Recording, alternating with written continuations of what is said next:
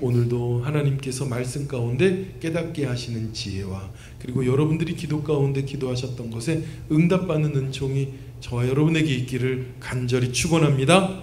아멘. 아멘. 자, 오늘 보니까요, 여러분, 두 가정이 하나님을 믿는 귀한 은혜의 역사가 일어났습니다. 5월은 무슨 달이요? 아까 말씀드린 것처럼 가정의 달이요. 가정의 달. 여러분, 가정을 위해서 여러분 어떤 거 하세요? 가정을 위해서 하시는 거. 뭐 하세요? 일하세요? 가정을 위해서 할 수 있는 거, 일하는 거 말고 뭐 있어요? 밥하죠? 음식하죠? 자녀들에게, 가족들에게 먹이기 위해서. 그렇죠?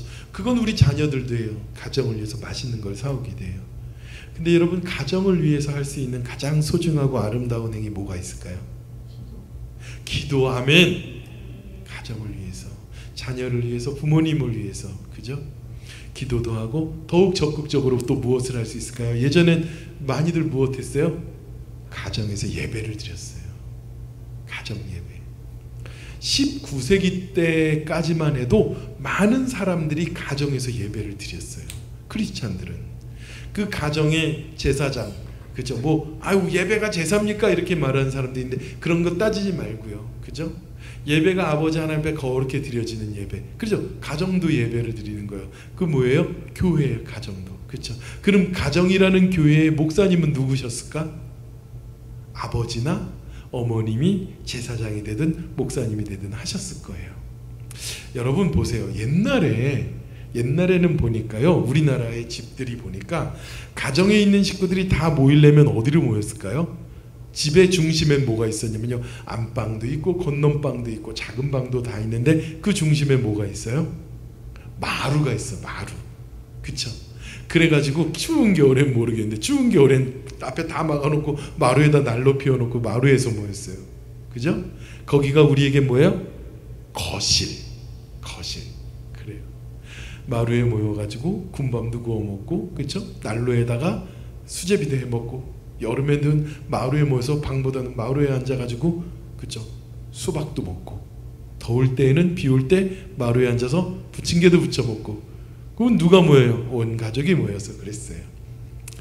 여러분, 요즘에 거실에 가족들이 모입니까? 가족들이 잘 안 모여요. 다들 각각 자기 방에 있어. 미국도 마찬가지였대요. 벽난로 파이어플레이스 주위에 가족들이 다들 모였대요. 그렇게. 일본도 그런 게 있어요. 일본의 주거 문화에 보면요, 집 가운데 이렇게 화로가 있어요. 화로가 있고 뭐 이렇게 몸이 이렇게 쏙 들어가는 그런 게 있고 그 안에서 가족들이 함께 다 모였더라고요. 그런데 여러분, 아까 말씀드린 것처럼 요즘에는요, 미국이든 한국이든 일본이든 이민사회든 다들 집에서 거실이, 좋은 거실이 있음에도 불구하고 다 어디 있어요? 각자 자기 방에 들어가 있어요. 각자 자기 방에 가서 아들은 게임하고 딸은 자기 할 거 하고 엄마는 셀폰 보고 아빠도 셀폰 보고. 그죠?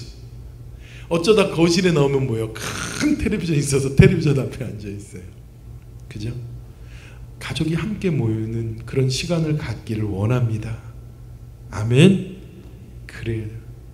가족이 함께 모이는 시간을 가니까 너무너무 행복하고 좋더라고요. 저희도 올해 들어서 권사모가 미국에 있다가 한국에 오니까요, 가족이 함께 한 집에서, 한국에 있다 미국에 오니까 예, 가족이 함께 한 집에서 모이는 시간들이 꽤 되더라고요. 어떤 요일이 다 같이 있는 거예요. 낮에도 너무너무 행복하고 기분이 좋더라고요. 그전에는 다들 얼굴 보기 쉽지 않았거든요. 정말 마음이 기쁘더라고요. 근데 여러분, 오늘 말씀에 보니까 그렇게 모인 가족들이 하나님을 영접한 이야기가 나옵니다. 보세요. 여러분, 우리가 구원받았을 때, 예전에는 구원받았을 때 그 집 한 사람만 구원받아서 예배 그냥 혼자서 신앙생활하고 그러질 않았더라고요. 저희 집에 우리 큰 누나가, 둘째 누나가 북성동이라고, 인천에 가면요 동화마을이라고 있어요. 유명해요. 한국 분들은 다 아실 거예요. 동화마을에 가면요, 거기에 송월장로교회가 있어. 송월감리교회 거예요 아마. 그 동화마을에 우물이 있는 집이 있고 우물가 맞은편이 저희 집이었대요. 그리고 저희 큰누님 둘째님이 그 송월 초등학교를 나오셨는데, 옛날에 송월국민학교. 그런데 거기에 앞에 있는, 집 앞에 있는 교회를 나가기 시작한 거예요. 그 교회를 나가기 시작하니까 우리 어머니 아버지는 교회도 안 다니셨는데, 예, 그 교회에 있는 고용복 목사님이 신방도 오시는 거예요. 예수 믿으세요 하고. 그래서 어머님이 예수님을 믿게 되셨대요. 어머님이 그 얘기를 하세요. 한 번은 찾아왔는데 목사님을 만나기가 싫더래요. 그래서 목사님이 찾아왔는데 모르는 척 없는 척하고 그런 적도 있으셨대요. 권사님이셨는데, 아버님은 장로님, 아버지도 원로 권사님이신데, 그리고 우리 집에 목회자가 몇 명인데 옛날에 예수님 잘 믿기 전에는 그랬다는 거예요. 근데 큰 누나가 어머니를 전도하고, 어머니가 또 우리 큰 누나랑 우리 식구들을 다 전도해서 저는 제가 태어났을 땐 어머니가 예수님을 믿은 상태에서 모태신앙으로 태어났습니다. 얼마나 감사해요. 그죠? 그런데 우리 가족만 믿게 된 게 아니라요, 어머니가 우리 외삼촌들을 전도하고 외할머니들을 전도해요. 그러니까 외가 쪽 식구들이 다 예수님을 믿고 영접하게 됐어요. 정말 말 그대로 믿음의 가정을 이루게 됐습니다. 할렐루야. 여러분들의 가정들도 그럴 거예요. 그런가 하면요, 누군가 하나는 며느리를 통해서 믿게 됐는데 끝까지 안 믿는 그런 집안들도 있어. 지난번에 우리 권사모님이 간증하셨잖아요. 그렇게 전도하려고 해도 강박하고 믿음이 전해지기가 쉽지 않아요. 그런데 여러분, 오늘 말씀에 우리가 읽었던 부분에 가장 중요한 말씀이 있어요. 주 예수를 믿으라. 그리하면 너와 누가 구원을 얻는다고요? 내 집이 구원을 얻으리라고 말씀하고 있어요. 아멘. 구원은 그렇게 우리를 나 혼자만이 아니라 온 가정이 예수님을 믿게 하고 온 가정이 주님 앞에 서게 합니다. 그래서 혼자만 믿는 것이 아니라 믿음의 공동체를 이루게 하세요. 창세기 18장 19절에 이렇게 말해요. 내가 그로 그 자식과 건속에게 명하여, 자식과 건속에게 여호와의 도를 지켜 의와 공도를 행하게 하려고 그를 택하였나니 이는 나 여호와가 아브라함에게 대하여 말한 일을 이루려 함이니라. 아멘. 아멘. 아브라함의 아버지 데라는 우상을 만드는 사람이었습니다. 하나님을 몰라요. 그런데 하나님께서 아브라함과 그 건속들, 그 가족들에게 그리스도의, 예수님의, 그리고 여호와의 도를 지켜 그것을 알게 하셨다고 그래요. 그래서 그 모든 가족이 믿음의 공동체를 이루게 하시고 아브라함의 가정이, 그죠? 오늘날 믿음의 민족이 되고 족속이 되게 하신 거예요. 얼마나 감사합니까? 여러분, 바울은 어떤 분이셨어요? 바울 목사님은 예수 믿는 사람을 핍박하던 사람이었어요. 그가 예수님을 만나고 나서 그가 예수 믿는 사람이 되어서 예수님을 증거하는 사람이 되어서 그가 아시아로 복음을 전하러 가려고 그러는데 꿈속에 마게도니아에 사람이 나타나서 우리를 위하여 복음을 전하라고 손짓을 하는 것을 보고 그가 유럽으로 복음을 전하는 첫 번째 디딘 곳이 어디냐면 바로 빌립보라는 지역이에요. 우리가 빌립보서를 공부할 때 말씀을 나눴어요. 기억나시죠? 그 빌립보에 있었던 일들을 사도행전에 기록하고 있는 거예요. 그런데요, 보세요. 그 빌립보에 가서 복음을 바울 목사님이 실러와 함께 전하는데 쉬워요? 어려워요? 어려워요. 날마다 기도하는 곳에 가서 기도하고 이방인들이 있는 그 이방인들에게 복음을 전하는데 어렵습니다. 그런데 그 기도하는 곳에 갈 때마다 귀신 들린 여자가 계속 나타나가지고 말을 하는 겁니다. 뭐라고 얘기해요? 이 사람들은 지극히 높으신 하나님의 종으로 구원의 길을 너희에게 전하는 자라, 이러고 저 얘기하는 거예요. 이 사람들은 하나님의 종이야, 지극히 높으신, 그리고 구원의 길을 너희에게 전하고 있어 라고 귀신 들린 여자가 갈 때마다 그러는 겁니다. 그러니까요, 바울 목사님 마음속에 어때요? 이 여인들을 보고 불쌍히 여겨가지고 예수 그리스도의 이름으로 명하노니 더러운 귀신은 그에게서 떠나라. 그러니까 어떻게 됐어요? 그 더러운 귀신이 그 여인에게서 떠나고 맙니다. 그 귀신 들린 자를 쫓아내고 말아요. 아까 우리가 성경 공부할 때 얘기했습니다. 성령 받으면, 그죠? 성령 받으면 우리에게 그 어떤 표적이 나타나는데 귀신을 내어 쫓는다고 그랬어요. 여러분, 예수 믿는 사람으로서 그 귀신에 그렇게 묶여있고 시달린 사람을 보니까 얼마나 가슴이 아팠는지 몰라요. 그래서 내어 쫓는 것이에요. 그리고서는 이 여인은 귀신에 묶여서 정을 치고, 그리고 그 여인에게는요, 주인이 한두 명이 아니야. 주인이 여러 명 있었다고 그래요. 그러니까 귀신 들렸으니까 여러 사람들이 그냥 데리고 사람들 가가지고 야 점치게 해라고 돈 벌고 그랬던 거예요. 한 사람도 아니고 여러 사람의 노예가 되어서 살던 불쌍한 여인이었습니다. 그 여인의 귀신을 내어 쫓아주고 그 여인을 살리고 나니까 그 여인으로 인해서 돈을 벌었던 사람들이 화가 나서 이제 돈 벌 일들이 없어지니까 바울과 실라를 고소합니다. 너무너무 재밌어요. 여러분, 이렇게 아이러니한 일이 있을 수가 있습니까? 귀신 들린 여자의 귀신을 내어 쫓아줬는데 고마운 게 아니라 내 돈줄 끊어졌다고 바울과 실라를 고소하고 감옥에 들어가게 하는 거예요. 인간은 이렇게 악합니다. 사람들은 이렇게 악해요. 돈 벌기 위해서는요, 물불을 안 그리고요, 한 사람의 영혼과 인생이 망쳐지는 것을 눈 하나 깜짝하지 않아요. 그게 누구예요? 나예요, 나. 그게 우리예요. 인간의 본 모습이 그렇게 추해입니다.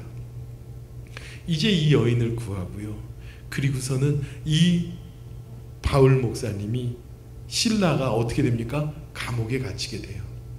근데 여러분, 이 빌립보에 와서 바울 목사님이 복음이 너무너무 전하기 힘들었는데, 하도 복음이 전하기 어려우니까 처음에 강가에 갔다 보니까 강가에 뭐하는 여자들이 있어요. 강가에서 빨래하는 여자들이 있었어요. 그 빨래하는 여자들에게 무엇을 전했어요? 거기서도 복음을 전한 거야. 원래 여러분, 유대사회에서나 고대 근동 아시아에서 남자가 여자들에게 복음을 전하거나 외간 남자가 여자에게 말을 걸면 돼요, 안 돼요? 안 돼요. 지나가던 나그네인데 목이 말라 그러니 물 한 잔 주시오 뒤돌아서 이 말하기도 쉽지 않은 시대에, 그쵸? 근데 그들에게 복음이신 생명이신 예수 그리스도를 전해요. 근데 이미 하나님을 믿고 있었던 이방인 여자, 이 루디아라는 여자가 바울 목사님의 말씀을 듣고 그가 마음의 감동을 받아서 예수님을 영접합니다. 성령님께서 말씀을 들을 때 마음을 뜨겁게 하시고 주님을 믿게 한다고 그랬죠. 그래, 루디아라는 여자 성도가 하나 생겼어요. 그리고 그 성도님은 그 말씀을 듣고 마음이 기뻐서 어떡합니까? 바울과 실라를 자신의 집으로 영접해요. 그래서 예수님을 믿을 뿐 아니라 그 가정이 다 세례를 받고 하나님을 믿는, 예수님을 따르는 믿음의 가정이 됩니다. 세상에 자기만 믿은 게 아니에요. 그리고서는 날마다 기도처소에 가다가 귀신 들린 여자를 만난 거죠. 보세요. 빌립보 교회는 2명의 성도가 생겼습니다. 드디어 한 가정과 한 명의 여인이, 루디아와 그의 가정, 그리고 귀신 들린 여자가 이제 예수님을 믿게 되어요. 근데 문제는 뭐냐면 감옥에 갇히게 되었죠. 여러분이 본 것처럼 그렇게 감옥에 갇혀 있는데 보세요. 22절에 무리가 일제히 일어나 고발하니 상관들이 옷을 찢어 벗기고 매로 치라 하여 많이 친 후에, 세상에, 여러분, 바울 목사님은요, 귀신 들린 여자를 그 고통스러운 인생을 풀어주고 해결해준, 그리고 그 예수 그리스도의 그 참된 소망을 주게 한 너무너무 고마운 분이에요. 그런데 그들은 어떻게 했습니까? 고발하고 바울과 실라를 어떻게 했어요? 옷을 찢어서 벗기고 매로 때렸습니다. 여러분, 그 당시의 옷은요, 전 재산이에요. 전 재산. 옷이 여러 벌 있었을까요? 한 벌이에요. 그 옷으로 덮고 자기도 합니다. 그죠? 근데 그 옷을 찢어버렸대요. 그 어떻게? 그리고 그냥 찢은 것뿐만 아니라 매로 치라 하여 많이 쳤다는 거예요. 다 큰 어른이 맞으면 얼마나 치욕스럽겠습니까? 여러분, 복음 전하다 맞아본 적 있으세요? 지금 누군가가 여러분들을 때린다면 기분이 어떻겠습니까? 근데 내가 잘못해서 그런 것도 아니고 귀신을 내어 쫓아줬는데 얼마나 마음이 아프고 속상하겠어요.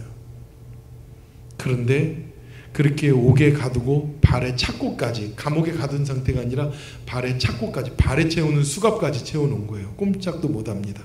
25절 한밤중에 바울과 실라가 기도하고 하나님을 찬송하며 죄수들이 듣더라. 아멘. 미친 거죠. 누구에게 미쳤어요?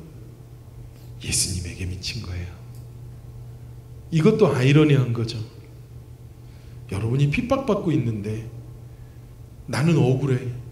내가 주님의 일에다가 이렇게 잡혔어. 하나님, 내가 주님 일 하는데 내 길 잘 열어주셔야 되는 거 아니에요? 내가 또 복음 잘 전하도록 시온의 대로가 열리게 해주셔야 되는 거 아니에요? 근데 창피하게 두드려 맞게 하시고요. 그것뿐만 아니라 내가 감옥에 갇혔어요. 하나님, 아시아도 아니고 유럽까지 날 이렇게 보내셔가지고 이런 변을 당하게 하시고 뭔가 잘못된 거 아닙니까? 항변할 수 있어요. 우리라면 그럴 거예요. 내가 믿음의 일을 했는데 하나님 그럴 수 있어요 라고. 그런데 바울은, 실라는 어땠습니까? 감옥에서 하나님을 찬양하는 거예요. 그 크신 하나님의 사랑 말로 다 표현 못하네. 하늘을 두루마리 삼고 바다를 먹물 삼아도, 그쵸?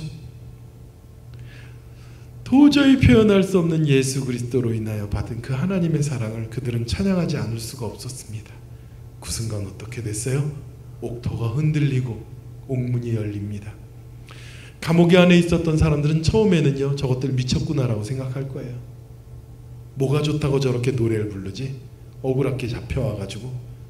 참 예수 믿는 것들은 그 저렇게 미쳤으니까 예수를 믿겠지 하고 조롱했을 겁니다.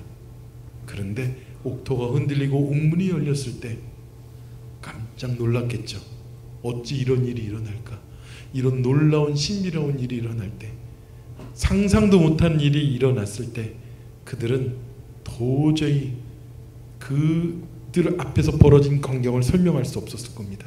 그 순간 옥에 있는 죄수들이 다 탈출한 줄 알고 칼을 들어서 자결하려고 하는 간수에게 바울 목사님이 외치잖아요. 뭐라 그럽니까? 크게 소리질러 내 몸을 상하지 말라. 우리가 여기 있노라. 간수가 등불을 켜고 달라하며 뛰어들어가 무서워 떨며 바울과 실라의 앞에 엎드리고. 그죠? 남들 같으면 보니까 바울과 실라만 착고가 풀린 것 같아요. 나머지 죄수들은 안 풀린 것 같아요. 놀랍죠? 당연히 도망가야 될 줄 알았는데 그가 도망가지 않고 거기서 오히려 죄수를 위로하고 있습니다. 놀라지 말라고요. 우린 가지 않고 있다고요. 왜? 내가 죄가 없는데 왜 탈옥을 해? 그렇죠? 떳떳하게 법정 앞에 쓰는 거예요. 여러분, 그리스도인은 그래야 돼요. 내가 억울해도요, 사회의 법이 나를 붙잡고 나를 심판하면요, 거기 가서 주님께서 밝혀주시라 믿고 가서 죄를 밝히는 거예요. 여러분, 간수는 거기에서요 크게 감명받았습니다. 알고 있었어요.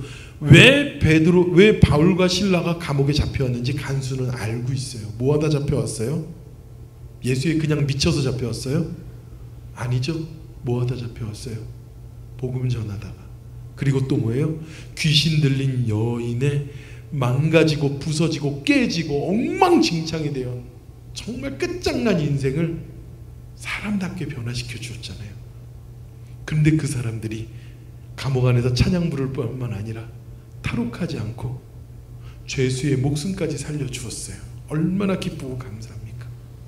그러니까 그가 그 죄수들 앞에서 욕을 하고 불렀던 그가 뭐라고 말합니까? 30절, 그들을 데리고 나아가 이르되 선생들이요, 그래요. 선생들이요, 내가 어떻게 하여야 구원을 받으리까 하거늘. 아멘. 여러분, 우리에겐 늘 그런 질문이 있어야 돼요. 어떻게 하여야 내가 구원을 받습니까? 우리는 거기에 대한 해답을 얻었습니다. 예수 그리스도를 믿음으로 말미암아 구원을 얻었습니다. 아멘. 그러면 누군가를 보호할 때 여러분, 저 사람이 어떻게 하여야 구원을 얻을까라는 질문을 우리는 가지고 있어요. 알고 있어요. 맞습니까? 맞죠? 예수 믿지 않는 여러분의 친구들, 그렇죠? 예수님 영접하지 않은 여러분의 가족들, 여러분 20년 전, 40년 전만 해도요, 물어보면요, 집안에 목사 하나씩은 다 있어요. 왜 그래요? 대한민국 사람 4명 중에 1명은 예수님 믿으니까. 더 더 말해가지고 천주교까지 다 합하면 대한민국 사람 3명 중에 1명은 예수님 믿으니까 그 집안에 목사 1명씩은 있더라고요. 다들 우리 형이요, 우리 사촌이요, 우리 누가요 다 예수님 믿는데요. 북한에 그런 사람이 있습니까? 없어요. 그런데 지금은 어떻습니까? 5명 중에 1명도 믿을까 말까 그래요. 교회를 다닐까 말까 그래요. 예전에 그랬대요. 그런데 그렇다면 예수 믿지 아니하는 예수님을 떠난 사람에게 보면은요, 저 사람이 어떻게 해야 구원을 얻을까라는 질문을 우리 안에도 가지고 있어야죠.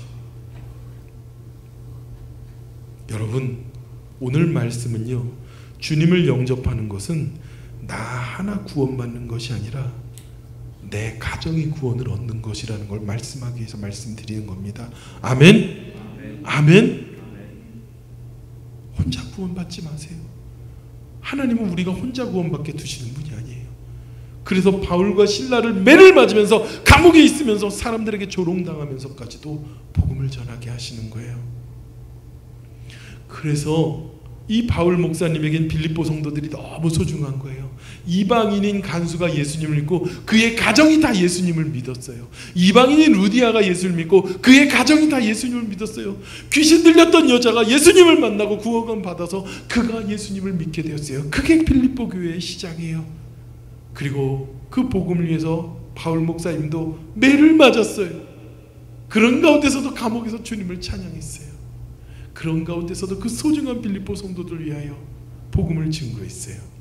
그래서 빌립보서 1장 7절에 바울 목사님이 빌립보 성도들이 귀한 거예요. 뭐라고 고백합니까? 너희가 내 마음에 항상 있다고 고백하는 거예요. 여러분, 빌립보 성도들, 빌립보 교회는 작은 교회라고 그랬잖아요. 빌립보 교회는 그저 보잘것없는 신분을 가진 사람들이 대다수였다고 그랬잖아요. 그렇지만 빌립보 교회는 작지만 강한 교회, 작지만 큰 교회, 누구보다도 바울 목사님이 사랑한 교회라고 얘기했어요. 우리 새벽교회가 제게 그래요. 우리 교회는 작지만 강한 교회가 되길 원합니다. 그리고 빌립보 목사님이 바울 목사님이 고백한 것처럼 빌립보 성도들을 상할 때 내 마음에 늘 있다고 하는 것처럼 우리 새벽교회 성도들이 저의 마음과 주님 안에 늘 있을 줄 믿습니다. 또 뭐라고 고백하면요, 내가 예수 그리스도의 심장으로 너희 무리를 얼마나 사모하는지를 하나님이 내 증인이라고 말해요. 이 간수와 이 루디아와 그리고 이 귀신 들렸던 여인들이었던 이 성도들이 그 성도들을 얼마나 그리스도의 심장으로 사랑하는지 너희가 그 증인이고 그리고 하나님이 이 바울의 증인이라고 말합니다. 얼마나 그 성도들의 믿음이 귀하고 중요했겠습니까? 그 세워진 교회가 얼마나 귀했겠어요. 여러분, 빌립보에서 예수님을 영접한 이 두 가정과 한 여인이 온 유럽을 복음화시키고 전 세계를 그리스도를 전한 복음의 전초기지가 된 줄 믿습니다. 아멘. 아멘. 여러분, 말씀을 정리할게요. 여러분, 우리 가운데 결코 포기할 수 없는 기억이 하나 있습니다. 결코 잊어버리지 말아야 될 기억이 하나가 있어요. 치매를 걸리신 분들이요, 치매 사역하시는 그 널싱홈에 가서 사역하실 때 아들도 못 알아보고 자식도 못 알아보고 다 못 알아보는데요, 어려서 불렀던 찬양을 불러주면 다 따라 부른대요. 나의 사랑하는 책 비록 헤어졌으나 어머님의 무릎 위에 앉아서 예수 사랑해요. 예수님이 누구더라? 근데 그들이요, 입을 열고 찬양하고 입을 열고 복음을 말하고 그런다는 거예요. 여러분, 우리가 이 땅에 살면서 우리의 뇌가 기능을 다해서 다 모든 걸 다 잊어버리지 말아야 될 게 있어요. 무엇이냐면 바로 구원의 감격이에요. 예수님이 날 사랑하여 주시고 그 복음을 받았을 때 내가 얻었던 구원의 감격은 여러분 결코 잊지 마시기 바랍니다. 그 구원의 감격을 기다리는 사람들이 있어요. 그 구원의 감격에 쌓여서 살아야 될 믿음의 가정들이 있어요. 여러분, 하나님은 우리가 결코 혼자 믿음 얻게 하신 것이 아니라 혼자 구원 얻게 하신 것이 아니라 하나님은 우리를 그 가정이 그 공동체가 구원 얻게 하시길 원하셔서 주 예수를 믿으면 나와 내 가정의 구원을 얻으리라고 말씀하고 있습니다. 제가 군생활 할 때 제 군대 후배가 본부대에 군 부대 교회에서 지휘를 하는데요. 그 부대 교회에서 지휘를 할 때 본부대 병사 하나가 같이 성가대를 섰는데 그 친구는요 혼자 예수님 믿는 친구였어요. 엄마 아버지가 예수님 믿었으면, 가족이 예수 믿었으면 얼마나 늘 기도하는 친구였는지 몰라요. 가끔 초소 신방을 이렇게 가요. 초코파이 들고 커피 들고 가가지고 초소에 근무하는 친구들한테 군종병원 같이 기도해 주는데 그 친구가 그렇게 열심히 왔어요. 근데 그 친구가 한 번은 휴가를 갔다가 와서 그러는 거예요. 김 병장님 그래요. 왜 그랬더니 휴가 나가서 엄마랑 같이 밥 먹으러 나갔는데 내가 이렇게 기도하려고 하니까 엄마도 같이 기도해야 되는 거예요. 예수 안 믿던 엄마가 그렇게 엄마가 그래. 엄마 밥 먹을 때마다 기도해. 그래서 그랬대요. 그 친구가 엄마 우리 같이 기도해요. 그리고선 어머니를 그때의 주일 교회까지 이렇게 자신이 나 있는 교회까지 인도하고 그리고 부대에 복귀해서 얼마나 기뻐하고 감격에도 눈을 흘리더라고요. 저는 그 기억을 잊을 수가 없어요. 왜 그래요? 나 혼자 갈 천국이 아니라 그래요. 사랑하는 우리 새벽교회 성도 여러분, 가정의 달에 우리가 뭘 하겠어요? 가정을 위해서 할 수 있는 게 뭐 있어요? 맛있는 음식 사다 주는 거, 같이 먹는 거 좋아요. 그리고 같이 모여서 가족을 위해서 열심히 일하는 건 너무 좋아요. 내 자녀에게 가족을 열심히 일해서 필요한 물질을 주는 것도 중요해요. 그런데요, 하나님을 예배하고 구원의 은혜를 선멸하는 저와 여러분이 되기를 원합니다. 우리 시간 함께 하나님께서 여러분에게 주신 가정을 위해서 기도합시다. 그리고 구원을 위해서 기도합시다.